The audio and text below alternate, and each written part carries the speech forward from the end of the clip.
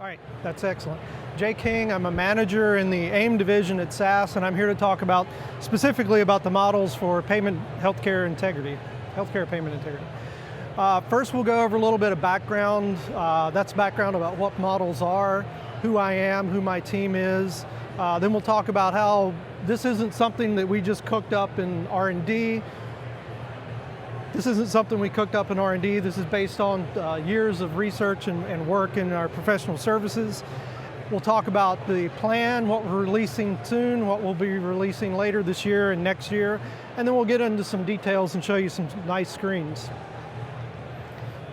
So first of all, models are intended to be lightweight solutions that don't require tons and tons of consulting to implement.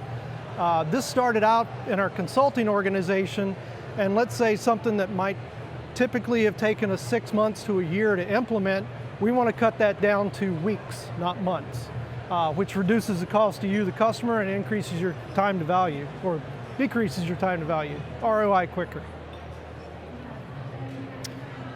So this is field driven. This is based on work that SAS Professional Services has done over the last roughly 16 years.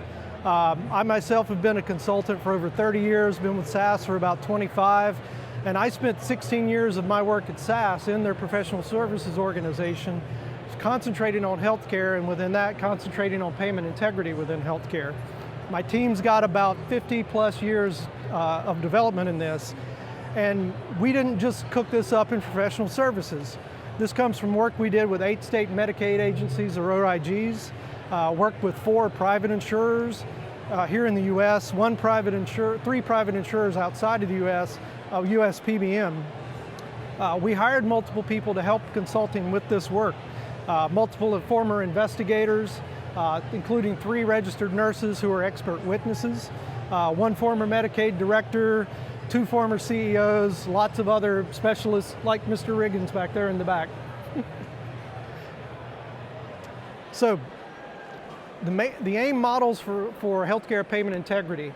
The first release we're going to have is in June of this year, and that's going to be 4 separate models. Well, sorry, getting ahead of myself.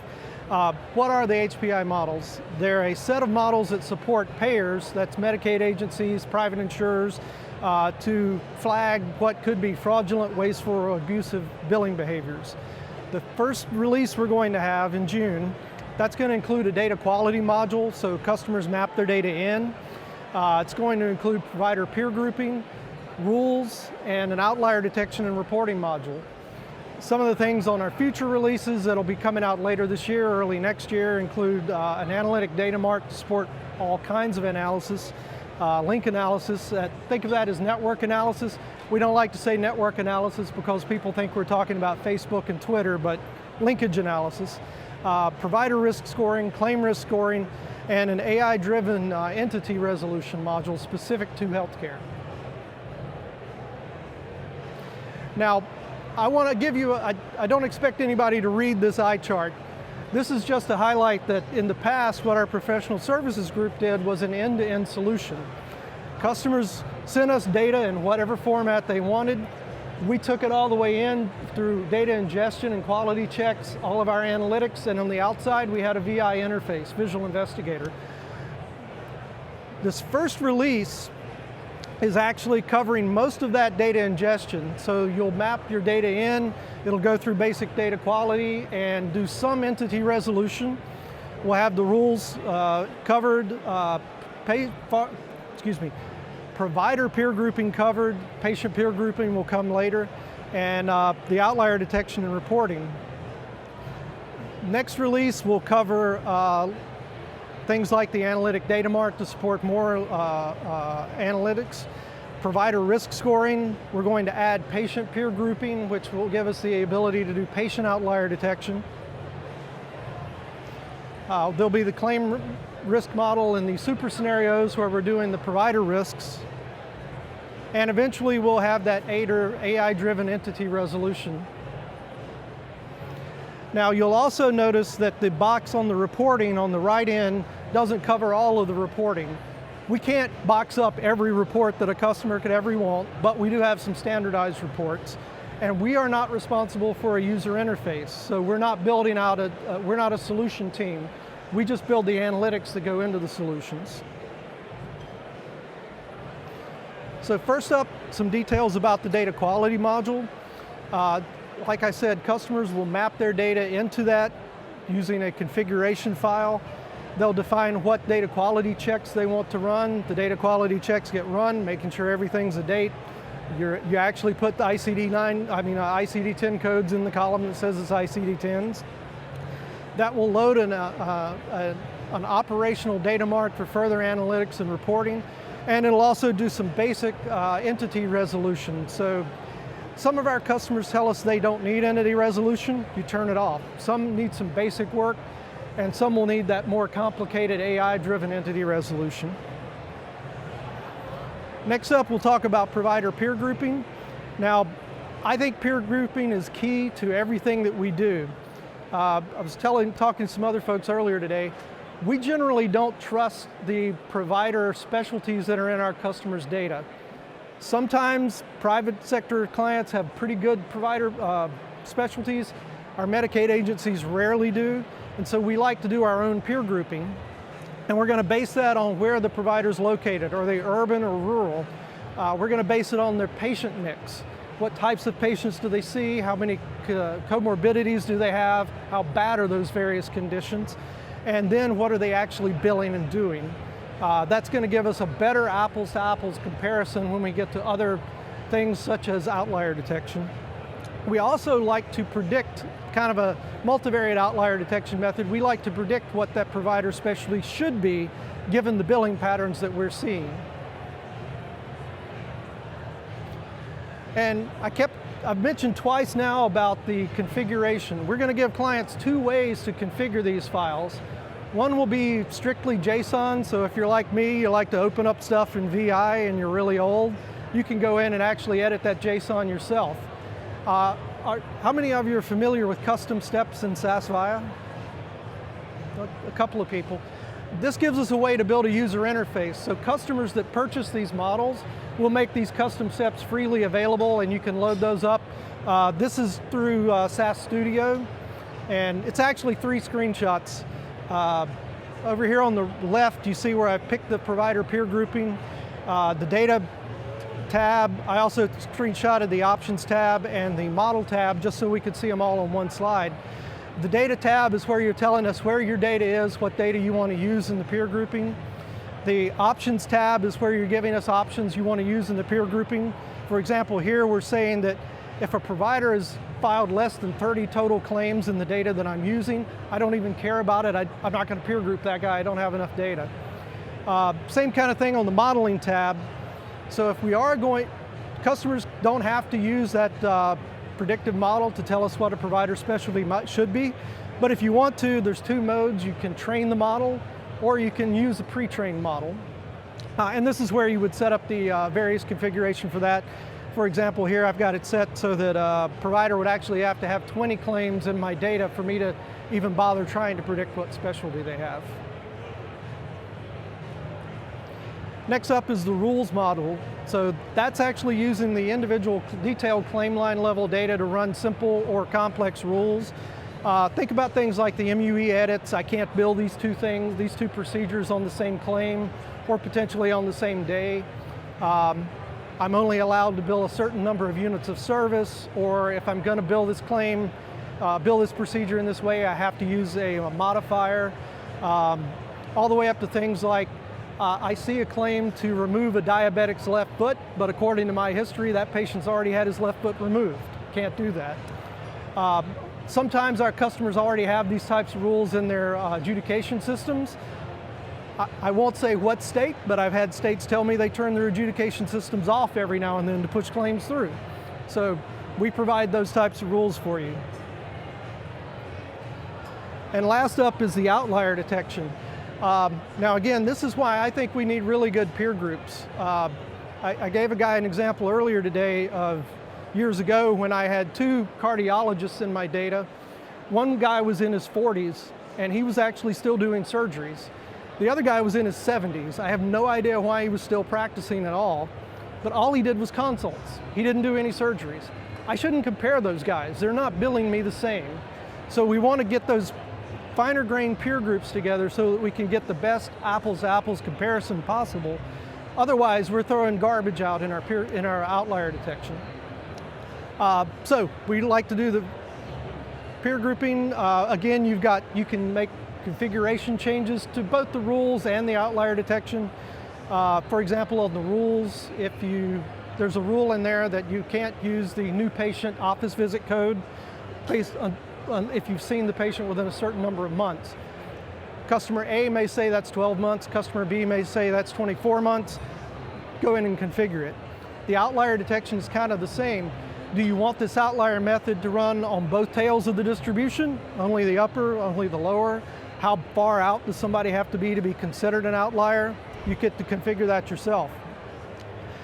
Because outlier detection requires so much data aggregation, we felt like this was a good place to put our reporting. So this is where Tom had us put all of these 9 reports you see. What we're providing is the JSON metadata so that if a customer has SAS Visual Analytics, they can load this data up that's output and automatically get these reports. If you don't have SAS VA, that's okay. All the data's still there. You're just going to have to build those reports by hand. And I've got a few examples of some of the more popular reports. For example, this is a look at the cost section of the drug utilization report. Don't read too much into this about South Carolina. I'm from North Carolina. We like to pick on South Carolina, so that's okay. And in this report, you see, yes, cyclosporin, which is a immunosuppressant. That's a very expensive drug. It's what you would expect. Clicking over on the high volume drugs, again, it's what you would expect. My statins are really high volume. Fluoxetine, which is the one Prozac, which is the one I highlighted here, that's not only a high volume drug, it's a fairly high cost drug. Next up is the super utilizer report. I guess the 80-20 rule applies to every situation on the planet, but the idea here is that 20% of my patients are probably costing 80% of my costs. So let's take a look at those 20%. And in this case, I highlighted the top 1%. By clicking that, it filters the rest of the graphic. And you can pretty quickly see that, if you look in the conditions, it's the things you'd expect: COPD, dementia, cancers. Although at the very top, you see no chronic conditions are costing me a pretty significant amount of money, $43 million in this time frame. Now, these are just screenshots. If you meet me over at the demo booth later, I actually have all these reports live. We can drill through and talk about them more. The spike report. We're looking at spike behavior, which in the banking industry, they like to talk about bust-out fraud. In the healthcare industry, apparently they like to call it spike. We're looking for spikes in behavior of providers that may be indicative of something going on. For example, that anesthesiologist up at the top, 220% change in his most recent month of data. That's a little weird. One I highlighted over on the right side in the graphic was a rehab hospital that had a 192% spike. Provider profile report, we get a lot of feedback on this one. We're essentially trying to load up all the information we know and we've discovered about a provider in one place.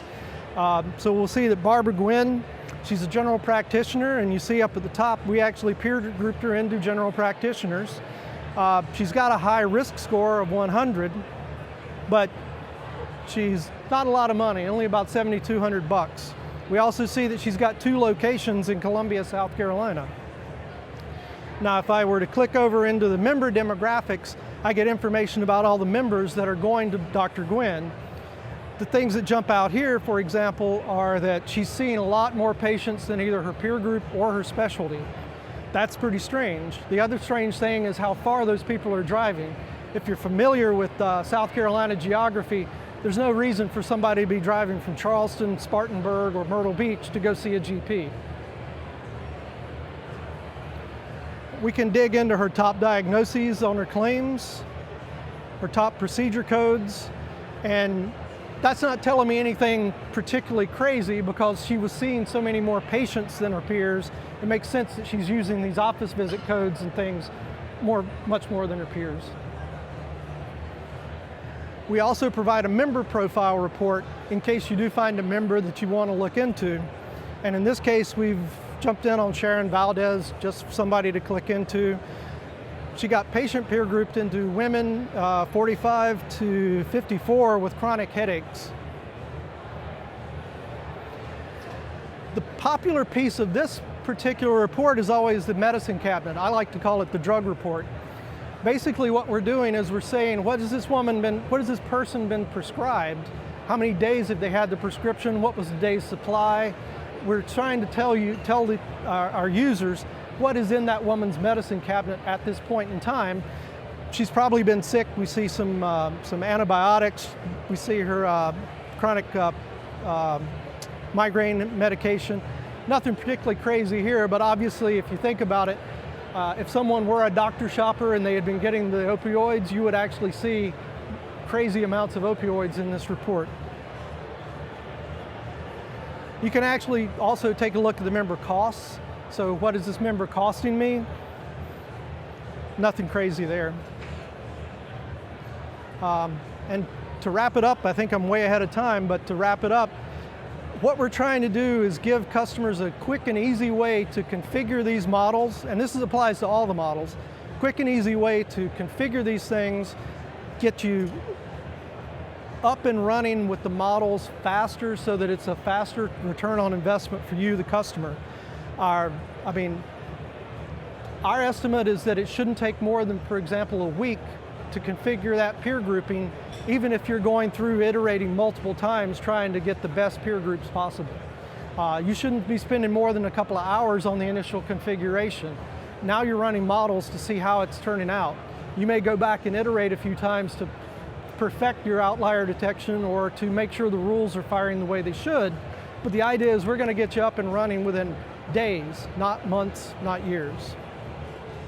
All right. So, any questions for me? It'd be kind of hard for me to hear, so I don't know. If anyone has any questions, please raise your hand. I'll bring the microphone over and we can get that set up. Got a microphone over there. All right, we got one.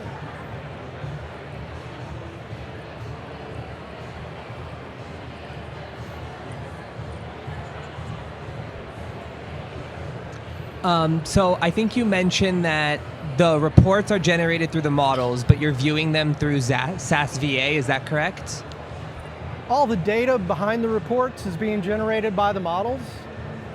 We're providing the JSON metadata for VA, so that if you have VA, all you've got to do is load that data up into CAS and get the VA metadata set up and the reports will automatically populate. But the data is all behind the scenes, so if you have business objects or if you're a Tableau user, you could build your own reports off of that. Got it, okay, but it's not as instant. Sorry? It's not like an instant process. You would have to actually go through and manually build those out. Yeah, you've got to go into Environment Manager, I think it is, and get that JSON metadata loaded up, and then you've just got to flip a switch to tell it, I have CAS, I have VA, so I want to upload this data automatically when it's produced. Perfect, thank you. Sure. All right, are there any more questions in the crowd? If not, well, thank you so much, Jay. Let's all give it up for Jay King. Yay! I don't have to do that. Thank you so much. Thank you.